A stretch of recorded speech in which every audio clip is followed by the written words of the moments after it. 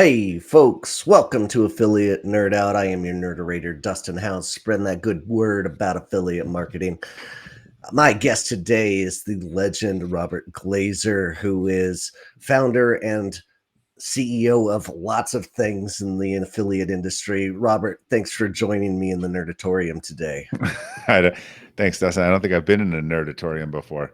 Maybe you have, maybe you haven't, but that's my coined phrase right there. All right, TM. Yeah. Awesome. If you'd like to be in Robert's seat right there, go to dustinhouse.com/nerd and drop an application to whatever topic you want to talk about and nerd out about. Our question of the day for the public: what trends in partnerships are coming in 2025? I would love to hear from you in the chats. Please drop a line to us. But without further ado, here, Robert, who are you? I That's complicated. I guess I'm a father, husband, business, I guess entrepreneur. So I have a few different hats, some writing too. But yeah, I've started a few businesses, particularly in the partner marketing space, and over that time, sort of used writing and thought leadership to when I originally at Acceleration Partners, and then sort of expanded beyond in partnership and leadership. So I spend time kind of writing about topics that I think are interesting that can help other businesses and people who are looking to learn and grow. Beautiful. I love that you went down the father and family man route first. A lot of people just jump in with their like professional careers, but I find myself saying the same thing. Just love that. You Uh, can probably correlate that to how old people are, and I think so when you're in your midlife crisis, you start to think more about what matters and how you define yourself. So I might probably would have answered that differently 5 to 10 years ago, but I see you working. or Well, whether I want to admit to my children at different points in their life. Yeah. absolutely. Well, you have been an incredible inspiration to me throughout the years. You have your voice in this industry has amplified everything that we do, and it's an absolute honor to have you on here. And I want to thank you.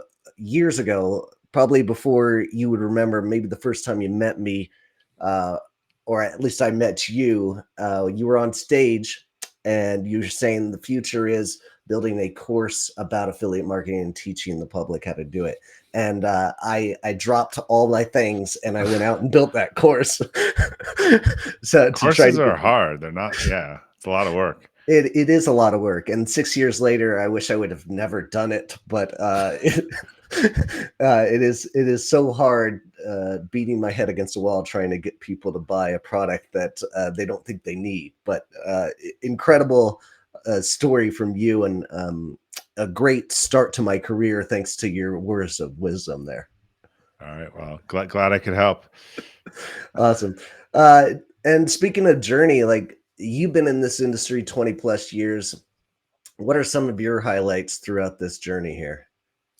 Yeah, I think the highlights are probably a couple things. One, watching the industry kind of come to fruition and have a seat at the table and move from this kind of fringe thing that no one wanted to talk about into sort of a core acquisition channel. And I think that's been an evolution. And the industry, has a lot of different components. There's stuff that I think about affiliate marketing, that I go to a conference and there's people buying and selling mobile Russian traffic. And I'm like, I don't even know what that is or means. I think that was a nice evolution. But look, this industry, well, this will be a theme consistently. It's about people, Okay. and it's about people and connections. And while there's a lot of exciting technology and stuff, I think marketing, and even with AI, we were losing the human component, and I think that's essential to both the channel and our lives, and sort of having meaningful relationships. So that, to me, that's one of the fun things about this channel, and the thing that comes endemically with it. I always describe it to people as sort of, it's half tech and half people, and I think Hmm. that's always been true.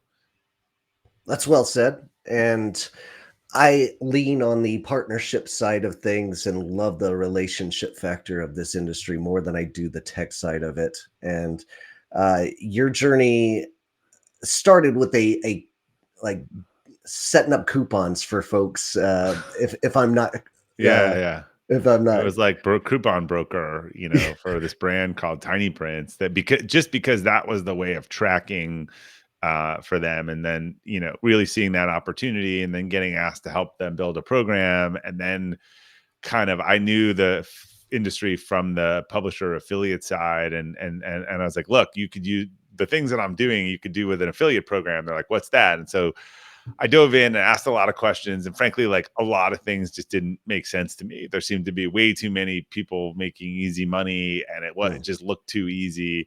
And I kind of dove in and understood all that. But it was sort of this dichotomy of seeing, like, wow, there's a lot of bleep here, like, but there's also a pretty interesting opportunity and the high end and white glove. And when I saw that one of when I saw sort of a bunch of these this was sort of the age of the pure play, when I first entered the pureplay.coms that didn't really have any sense of brand. And I kind mm, of had the foresight to say, like, this is a really interesting channel, but once these brands come in, like, this kind of stuff, this Russian mobile traffic and all this stuff over here is going to scare the crap out of them. And so it seems like there's an opportunity for sort of more of a white glove solution to this. And uh, I ended up kind of running that program by default. When the mm, company sold for hundreds of millions of dollars, it was an all content program. We had to shoot a lot of the things in the industry, and we worked with ShareSale and just a whole bunch of things that went against the grain because the things that other programs were doing didn't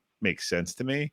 And then the people from Tiny Prints kind of spread out all over the valley. It was a big win, and they started calling, can we build that program again? Can we work with bloggers and content sites? And because everything was just coupon and loyalty and fraud, for mm. the most part. And so then I got help. And this is, no one starts an agency intentionally, from what I found. And so I did as much as I could do. Then I got someone to help me, then I got another person to help, and then I turn around and running an agency. But that was sort of the genesis from this Tiny Prints program, which just had all these mom bloggers that were obsessed with the product Uh, and were writing about it. And they were like the first kind of high-end photo holiday cards. that's awesome. Great when you have a product that the people love, and you don't have to really jam it down their throat to get them to promote it. They're actually using it. They're having fun with it. Always a better fulfillment for that content. Um, so it's been 17 years since Acceleration Partners, since you started it. And what do you think are some of those big keys to your guys' success for being around so long? Yeah, I think it's our people, our team, our culture. We've gone through a lot of growth, a lot of iteration, and even bringing on a financial partner. And even through all of those things, I think we've stayed the same DNA and a focus on quality and innovation. I think those are the two things we've made really a hallmark around, and also our core values. But I think we've always tried to be high quality. We tried to kind of be there for those brands that wanted to take this on, that needed someone. If you had a large global company saying, like, look, we want to do this, but we're basically like giving you our brand a license, and we need to trust this person. And I think we kind of earned that trust. And look, we innovated and we're at the forefront of a lot of changes in the industry. Starting with, I think the first time I probably got my name around was I took a pretty broad shot at the affiliate network conflict of interest Hmm, model, and wrote an article that pissed a lot of people off. But interestingly, years later, and execs at those networks and stuff had come to me personally and were like, you were totally right. Like, I couldn't say that at the time. for sure. But it's interesting. It's a little bit full circle for me, because I sometimes I'm like, look, this just is what it is. You can say that you can't say that there's not a conflict, because there's literally, like, the dynamics of how this works, where you get paid more the more the seller, the buyer pays more the more the seller plays. It's like real estate.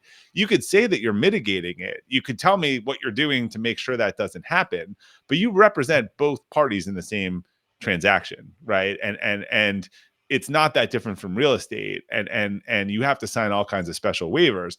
Interestingly, massive lawsuit and settlement this week that's totally going to change real estate on decoupling buying and selling, saying that it's this in huge conflict of interest in real Mm, estate. And so now the sellers have to pay for the sellers, and the buyers have to pay for the buyers, and they can't talk to each other about it. So it's kind of an interesting full circle moment, because I use real estate a lot as an example of explaining why like, look, the network actually makes more. It's the inverse thing. The more that the publisher makes, so that's not a great incentive to crack down on fraud and kick people out of a For program. And by the sure. way, if you go to any of these account managers 10 or 15 years ago, they're getting asked about the performance fee, the performance fee, the performance fee. So if you believe in behavior and incentive, they are not going to do anything to put their performance fee at risk. And that means not asking why this affiliate has a 40% conversion rate and stuff like that are in the program. So I think that was the first content piece when I realized, oh, this industry really doesn't have any content. And I saw kind of an opportunity for some thought leadership.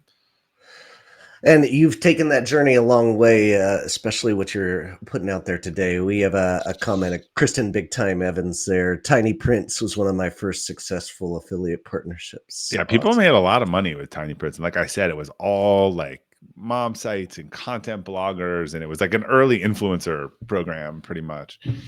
Yeah, awesome. And another point on acceleration partners there, like something that stuck out to me on a TED talk you did years ago was about mindful transition and this journey of not having a 2 week solution when people leave their jobs anymore. Is that still hold up true almost like 8 years later?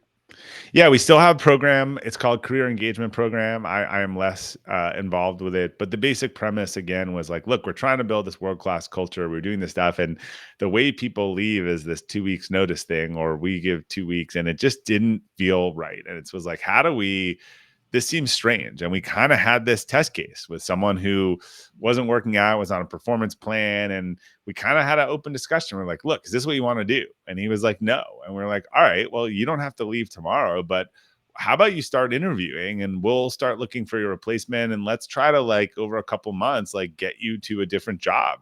And we did this kind of openly, and we made some mistakes, but we were like, this is a better way. So the whole concept of this thing was, look, when people wanted to leave, they could start a discussion or talk about something was wrong. We weren't going to walk anyone in the door. And conversely, when we sensed that it might not work out, again, we could start a discussion and say, look, like, we're all big enough, like, you can work here for a few months, like, even if it's not going to work out. But we tried to figure out ways to just look, we're not in a lifetime work environment anymore, but we're running the same playbook that companies ran for years around this. And 2 weeks notice is a very American arbitrary thing. The manager's like, doesn't think it's enough time when their mentee, bails on them, but they've been told by their parents to do it. So I wrote a book on it too. I actually have just rewritten the book, which is more of a playbook of, like, how do you demystify this and just change how people leave your organization. And have you seen a lot of companies acquire this kind of tactic that you preach? I haven't seen a lot, but what's interesting is when I've spoken about it, when people have found in my work, they found my TED talk, and they were like, God, I feel better. Like, this was bugging me too. And Hmm. they've tried it. Almost everyone has been told me that they are just pleasantly surprised, like, how much better it is. So it's clearly not widespread, but and a lot of people, the people who are like, it won't work, are usually the people who haven't tried it. I've had a lot of people reach out. I've had people follow up after they heard me speak about it or otherwise and say, I did this and I probably didn't doing well. And it was just so much. I just tried a real conversation, and it was definitely like a better choice. Awesome. And another big voice you have is Friday Forward. I absolutely love this newsletter that you do. You had a consistent run of every Friday for so I haven't run long. out of ideas yet. Yeah. Really incredible. Like, when did you start to think that this was a good idea and like gain traction and stuck with it? So the origin story was, I was at sort of a leadership retreat, and one of the focuses every morning was sort of this 10-10-10, like, quietly think for 10 minutes, read something positive for 10 minutes, and write for 10 minutes. And when I got home, I sort of kept this up, and I was thinking about the reading. Like, some of the reading positive stuff was like Chicken Soup for the Soul y, and that's kind of not my vibe. I like inspirational stuff, but I like stuff that kind of makes me think. And so I was thinking, oh, well, I'm going to read and write. And I kind of have some of these quotes I've saved and these stories I saved. And I'll just start sending a note to my team every week, and it won't be about our business. And I Hmm. sent these notes for like a month or two. And I didn't know if anyone was reading them. And they were called a bunch of different names, like Friday Inspiration or Friday Food for Thought. And I kept messing with it. And I, but then a couple people wrote back and they're like, I love this, or I sent this to my sister, I sent it to my brother. I was actually at an EO event and I was talking to some other CEOs about things that worked in our organizations, and we were fully remote at the time.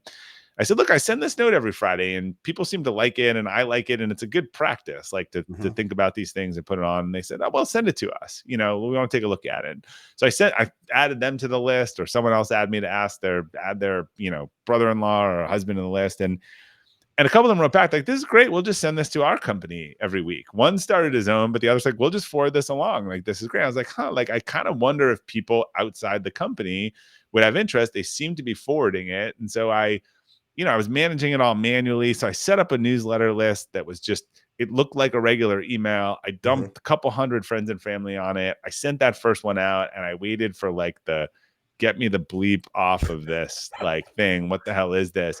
But people started forwarding it and replying that they liked it and signing up for it. And, a couple months later, a guy wrote an article in Inc. This is the only newsletter I read, and 2,000 people signed up. And then 3 years later, there was people in 100 countries, 100,000 people signed up. So it just kind of took a life of its own. And so it's been sort of a keystone habit for me. I'm 500, weeks and writing, I think, or 424 or something like that. And, what's interesting is people always say, well, it wasn't about business. It helped our business. It had nothing to do with our business. It was a separate site. It was interesting. When I would go to conferences or affiliate conferences, right, be it London at some event or affiliate summit West, and someone come up to me and I wrote a lot of content.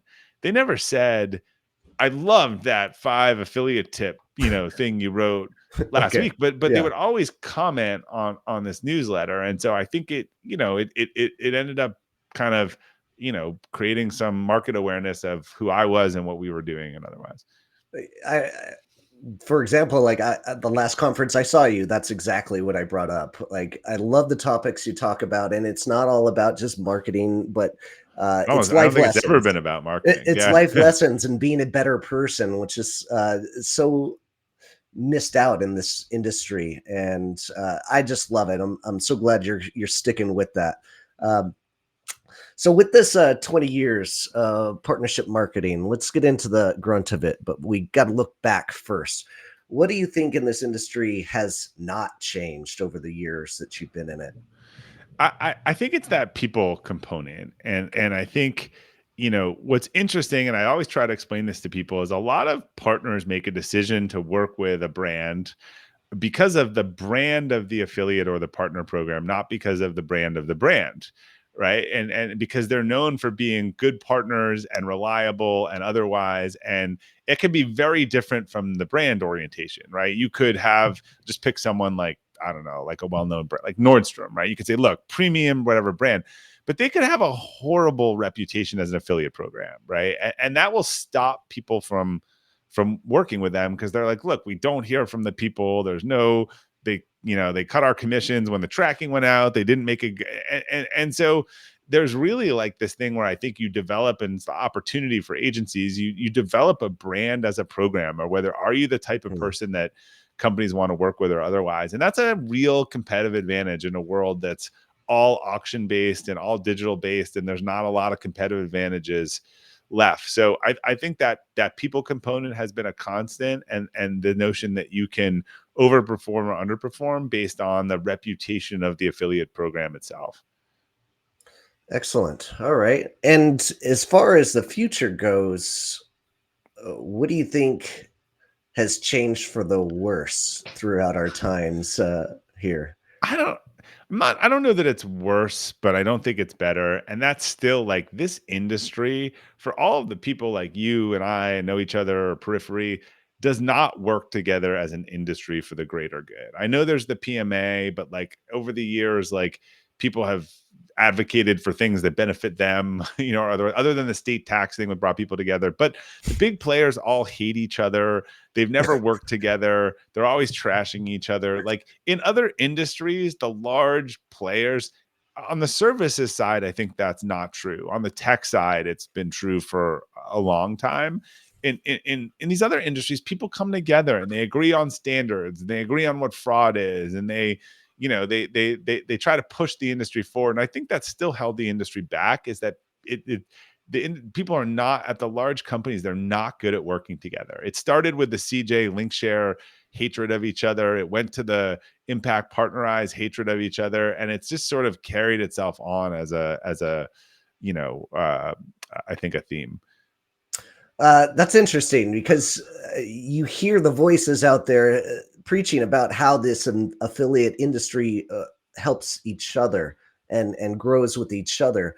But you have that incredibly different perspective from that top up. I think the people at the ground level, right? But when you think about, I can't think of something where all of these large companies agreed to maybe one market to come together and do something that advocated for the industry or for brand safety or otherwise that elevated they just end up, it has been true for a long time.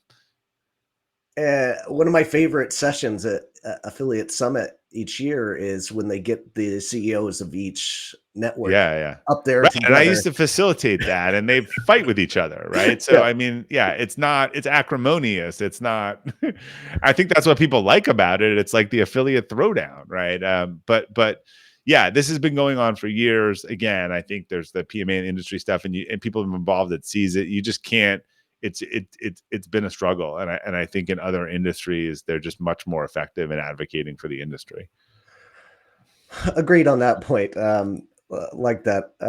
All right. So, from the future of partnership marketing, what has changed for the better that you've seen throughout the years? Yeah, I think the name partnership marketing has been a change for the better. If you remember, 7 or 8 years ago, the industry is trying to rebrand itself for like a long time, right? Hmm. Because people don't know what affiliate means. They confuse it with affinity. Also, affiliate implies like a loose relationship, not a like a hotel affiliate or like versus like an actual partnership or kind of as I describe the industry, it's business development supported by technology. So I actually think settling into that name, partner or partnership marketing, has also expanded the tent of, whether it's influencer or B2B or what are the other types of marketing that we could be doing through partnerships that are enabled by technology. And I think the tech got a lot better, right? So for Yes. until the SaaS players came along, and this is what happens, like CJ and Linkshare were cash cows. And I've written this in my book, and they were making tons of money and not reinvesting it, and the tech got really old, and it just nothing was changing. And I think them coming in and shaking that up, I think there's been a lot of improvements on the tech side and innovation and coming from that doesn't happen when it gets monopolistic or duopoly oriented. So that's been exciting to see. And I, my reflection of talking to all these companies and brands at the last affiliate summit was there seems to be this like middleware layer. Like it used to be publishers and then kind of networks or software. And there seem to be all these kind of people that are figuring out how to add functionality and features in the middle and enhancements to that sort of affiliate merchant dynamic. And that's where a lot of the innovation is right now. Gotcha. And in terms, I had a question pop up from Victor here, and he said, "Loving conversation so far. Curious on how Acceleration Partners is leveraging AI and automating currently." That's a tough one to get into, but in general, like the industry itself, like how are you adapting to AI, for example? Yeah, look, we're trying to separate, the froth from the reality. And I think we're and again, what we want to do is what's all the manual things that our employees are doing that's kind of not fun and can be better done by a computer, Mhm. so that then the human can jump in and leverage that connection in the right place. So we have a CTO. We've been doing a lot of stuff with reporting and insights and analysis and notification. And the whole point is that our managers can kind of wake up and look at a dashboard and get a lot of intelligence on what's going on in their program and then reach out at those critical moments. Like this affiliate seems to be jumping up and well above their standard deviation, doing well. Well, that might be a discussion of what are you doing or how can we do more together? So, sometimes it's too good to be true. So we're looking at a lot of this as sort of back end tools. We also, as an agency, we have a lot more data than an individual program. So we are really able to do interesting stuff with trends and lift, and what would it look like if you gave this partner 8% or 10%, what would you possibly expect on a return? So I think a lot of people are thinking, we use AI to get rid of all the people and all that stuff. Like, people don't know how to use this. Like, a lot of these self-service software things don't do very well because people don't know how to leverage them, and there aren't experts. So we want to have the best tools driven by data, where you would say, look, why am I going to run a program by myself? Like, these people know what they're doing. They have much better data, much better tools than I have. They have all this uplift analysis and all these things that they can, run and do. But that's what we're trying to look for. It's probably more machine learning than AI in terms of crunching all the data and figuring out where are there missing opportunities, where, again, looking across all the programs we've had or otherwise, and the people that were in it might pop up and say, Dustin, these 7 affiliates aren't in your program, and the gap analysis just told us they'd be great for your program, right? No individual program can do that. And what we learned over the years is no brand is going to spend the money to figure that out just for one affiliate program. That's pretty wild. And so you're using it as a value proposition for the next clients into keeping the churn down from your existing. Yeah, the biggest mistake that people make. Look, if I could be a SaaS firm, awesome. Everyone wants the 10 times revenue versus the whatever valuation, but we know that we're a services firm. That is our value proposition. And so Mhm. but I think any services firm at scale these days needs to have a sense of tech enablement. And so, that's where we're focused on. Like, how do we make sure our service has the best tech enablement? And it just makes it a no-brainer to work with us. And again, I think this is where networks, even in agencies, have a huge advantage. Like, much different to make decisions with data from 100 programs than data from one. And do you think the industry is ever going to get to a level where you can make an agency strictly off of software? Like, you don't have the relationships you do essentially. I don't know, like, maybe 10 years from now, but Okay. we kind of tried this with programmatic, and everything went automated, and then it all became a mess. And everyone was Hmm. like, look, I don't know no one can vouch for which creative I had, where it's showing, that it's not showing up on a terrible site. And there was a massive pullback after everything went programmatic because no one could vouch for it. Right. Hmm. They'd say, look, I don't know. I don't know which creative it was. I don't know where it was. I don't know which site it was on. And everyone's like, that's not okay. And again, if you're a multi-channel brand, like, if you're just a, acme.com online, and it's what about you sell, but this is where people missed. And I think we were ahead of that transition when we realized that when multi-channel brands came into the space, they were not going to tolerate the behavior that had existed in the pure plays, who just didn't give a crap about their brand. They were just like, whatever, if we sell, we sell. And so that equation is a little bit complicated. And look, AI is going to change a lot of stuff, but I think there's still always that relationship thing. There's still like, are you going to screw me when the tracking doesn't work? Are you going to do this? And look, there's a cost benefit. Like, it could be millions of lines of, programming and thousands of dollars of NVIDIA chips. And like, are you going to try to solve that program for $3 million at some point? Right. I think, look, AI stuff is not cheap. That's why NVIDIA stock is worth 2.5 trillion or what it is. Like, it is not cheap to build and set these things up. It will get cheaper, but I'm sure, I'm never in the maximalist. There'll be no agencies. There'll be no whatever. Like, people have been saying that for years. But the truth is, look, you have to have an expertise, and you probably have to have some tool set that you bring in with you. And I actually think it's the agencies who have the opportunity to develop the AI and bring it as part of a solution. I mean, think about a company, like, they're not going to go figure out AI for accounting and AI for marketing. Hmm. Their vendors are going to come to them with solutions. Yeah, I'm just waiting for that AI to show up that says, "Hey, here's your brand. Here are all of the affiliates in this database that will fit into your exact Yeah. niche and are going to be a good fit. Here, there's your contact information. We're going to reach out for you automatically and then That's just let you just machine take learning. over." That's not Right? even AI, right? People have been trying to do that for years, but that's basic machine learning. That's just processing data faster, right? Vast amount of data. We've been doing versions of that for years on our recruiting, and there's some products out there. But again, I think the difference with like a generative AI, what it actually AI is, it's creating words and putting stuff together that's not there. So you can see again, like, could it recommend a newsletter? Could it recommend, but again, could it recommend a newsletter and then based on a trend, and then our affiliate manager says it? Again, do you think an agency or a network is in a better position to build that, or some affiliate manager trying to get his team to drop $100,000 on a software project? Like, we just know that doesn't work. Gotcha. Leanne, uh, John Soden, another leader in this industry for content creation. What will the next 5 years look like for affiliate managers? It's a really good question tying into this. Yeah, I read a chapter on people in my book, and I think the interesting discussion is more around like this notion of the partnership department.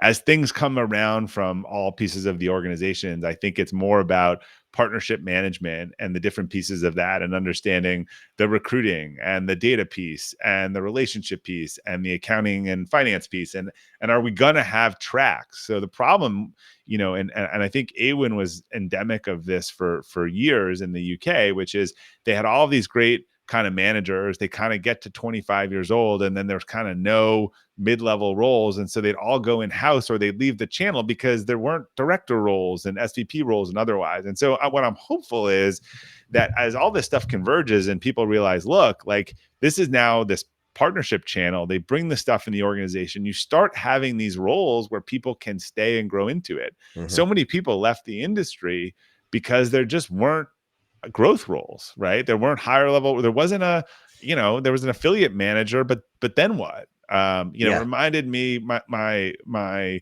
wife was in her 20s, was this thing called a child life specialist working with kids in the hospital. And like, the industry is like 95% people in their 20s, because there's kind of like one chair in a hospital that stays there for 20 years, and then there's like one other role, and there's just not a growth path. Right. And if you assume that people want to grow, so I'll be excited when I start seeing affiliate managers being on the partnership team, stuff from business development coming over, and starting to see director and VP and SVP, and I think eventually CPO, right? This is our chief partnership officer. Interesting. I love John Labruto. He goes from companies and taking a director of affiliate marketing. And I rarely see that kind of title for Right. anybody in this industry. It's super And there's rare. enough demand, by the way, that if you don't offer the latter, someone else will. So Mm, if you have a really talented person, and look, they're hard enough to get, and this is why people work with it. It's, first of all, it's hard enough to get a great affiliate manager that has experience, and then you got to keep them. In an industry where there's more demand than supply, and you don't have these large networks, at the same, that used to just train all of these people, up, because a lot of them aren't doing services anymore. So they're not. It used to be train, and you don't have like, I don't know, you don't have 100 new affiliate managers that are created every year, because there's no formal. It's not like you go to Google and learn search, or you go to Facebook and learn social, and then you go into the world. The networks just aren't the same sort of leverage in terms of size and building and training anymore, and the SaaS platforms aren't doing that. yeah, yeah. Uh, and continuing on where's affiliate managers going to be going in the next 5 years? Do you think like we're a job that can be uh, like dissolved eventually in the next 5 years by AI, like, and have that leadership position, but then all the technology is taking away the lower rankings of the affiliate managers?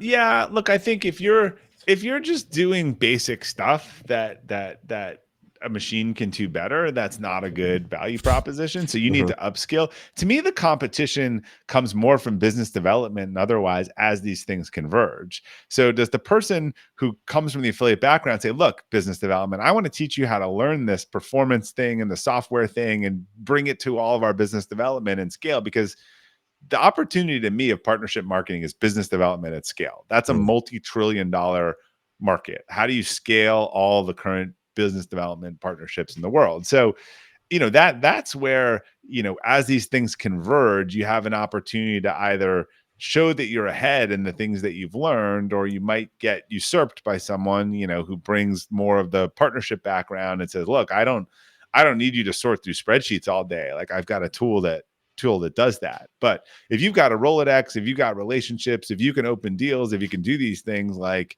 and you know how to recruit, like, then I need it. But I have this chart in my latest book. Like, to me, that like, there's no, and this is part of my sort of pitch around agencies. There are a couple places, like the guys at Fanatics or otherwise, where they have multiple experienced people. But Mhm.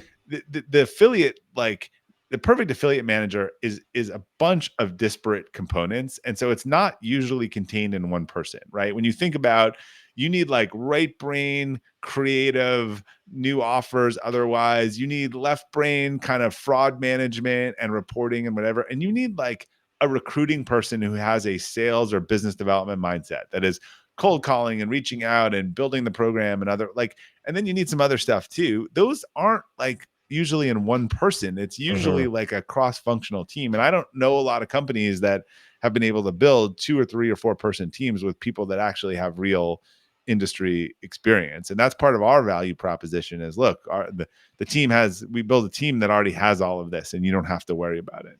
I love that, and I like to stay in my lane. I like to be on the phones and talking with people and doing the Right, you're not the outreach. compliance. It's all the same thing, but you're not the Yeah, compliance person. You're the development person, right? But both are needed. absolutely. Yeah. All right. Well, any last thoughts on where do you think the future of partnership marketing is heading here?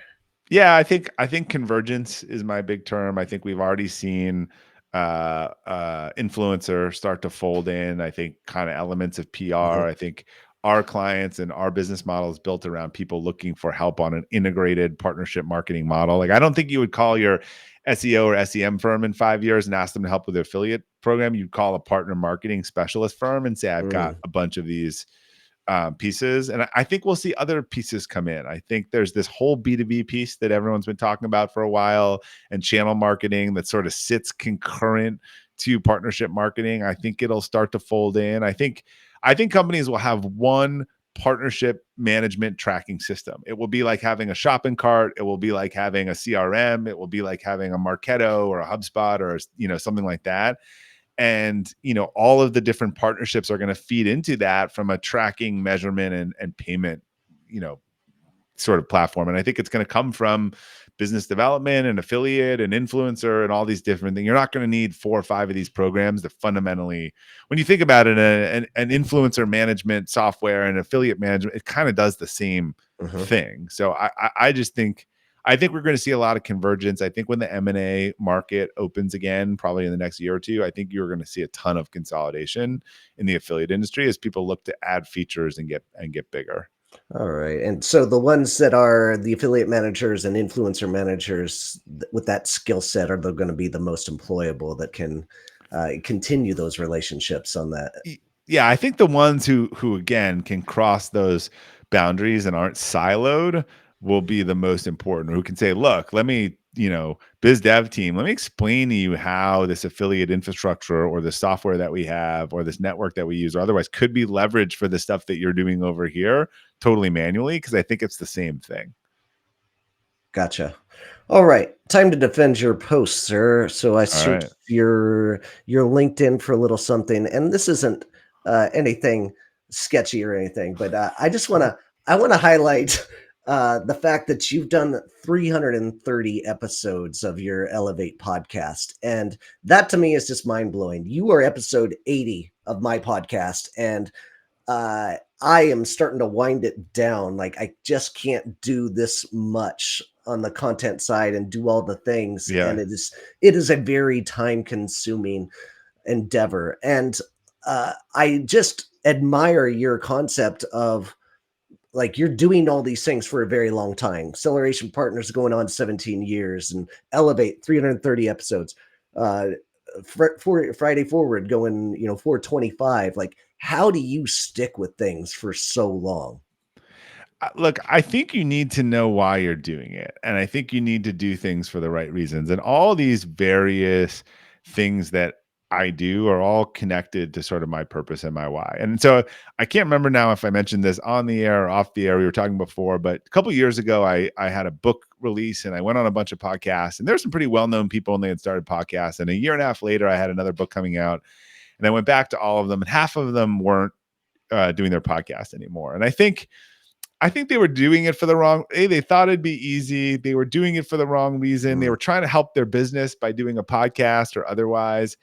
And so like I'm really clear. Like part of the podcast is picking people that are very aspirational that I want to learn from. And this is my chance to have 1 hour. It was my one shot to have 1 hour with them in a conversation. So if you told me like this person would get on the phone and talk to you for an hour, like I would do that like kind of any day of the week. And in doing that, I think I'm trying to create some value, and hopefully, then that value people want to listen, and then that has value to advertise or otherwise. But I'm not looking to get anything out of it. It's like having a kid to save another one. Like I think a lot of people do a podcast, like I'll start this so that it help my business over here. Mhm.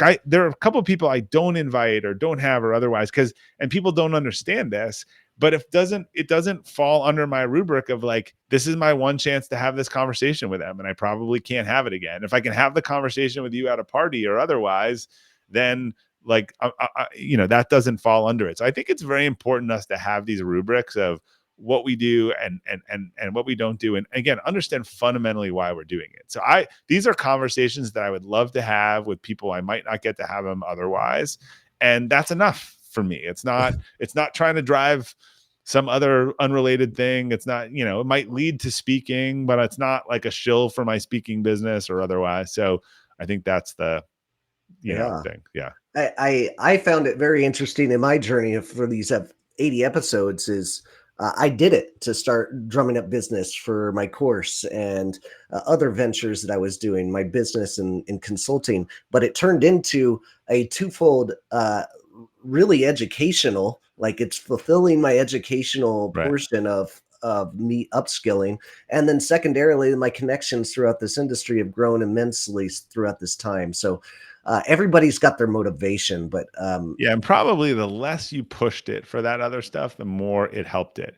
And look, I can give you an analogy. People come to me all the time about affiliate, and they're like, I want to be an affiliate. Like, what should I do? What kind of site should I start or otherwise? And I was like, look, this is backwards. Like the sites that we work with and the sites that I know and I've seen have been great.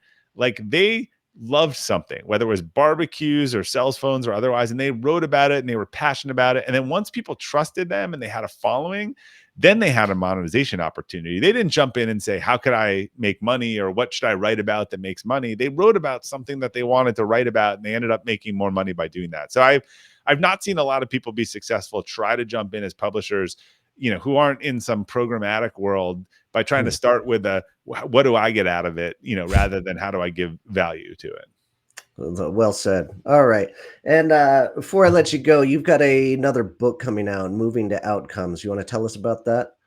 Yeah, so the Moving Outcomes is out. It's sort of the sequel to Performance Partnerships. I was going to go back and do an update to Performance Partnerships, Okay. but interestingly, we made a lot of predictions in that book and talked about stuff that was going to happen. And I read Tim Ferriss talking about why he has never gone back to the 4-hour work week, and he felt like it was Huh. like stepping on the grasshopper on the path, and that once you do that, you kind of like, I can't go back and update that and changed, because also one of the reasons was every company in the industry changed its name and otherwise. I was like, as soon as I open that, I lose the benefit of this was written from a point in time and a perspective, and some of the stuff that we were really right on, it would lose that benefit because you'd be like, did he change this or otherwise? So we kind of wrote the sequel, and it was definitely much more targeted towards the C-suite than the affiliate manager, kind of explaining at a high level to the marketing executive why there is this shift towards outcomes and how partnership marketing can be part of that solution. So we ended up, after starting to edit that book, kind of writing the sequel instead. Well, funny. That's a great story. Leanne Johnstone says, "I will have have to get you on my podcast for your new book comes The out." new book it is out, so it's been out for a little while. The next books are not marketing books, so yeah, it came out last year. It's done great, and what I never anticipated from performance partnerships is that it became kind of the training manual in the industry. So many people reach out and they're like, look, I was at a publisher, I was at a network, I was at whatever, I was given this book on day one because I didn't know what affiliate was. Every other book on affiliate marketing other than Gino's probably was about like how to make money and as a publisher in affiliate marketing. And so what's been cool about that book is that it has kind of become the training manual for a lot of people as they kind of start their job in the industry. It's been my most suggested book of all time. Partner performance partnerships is was a staple of my learning and getting me to this point in my career. And I want to thank you for making that book and for being and joining me here today, Robert. Appreciate your time. Thanks for having me, Dustin. All right, folks, we'll see you out there. Keep on recruiting. Take care.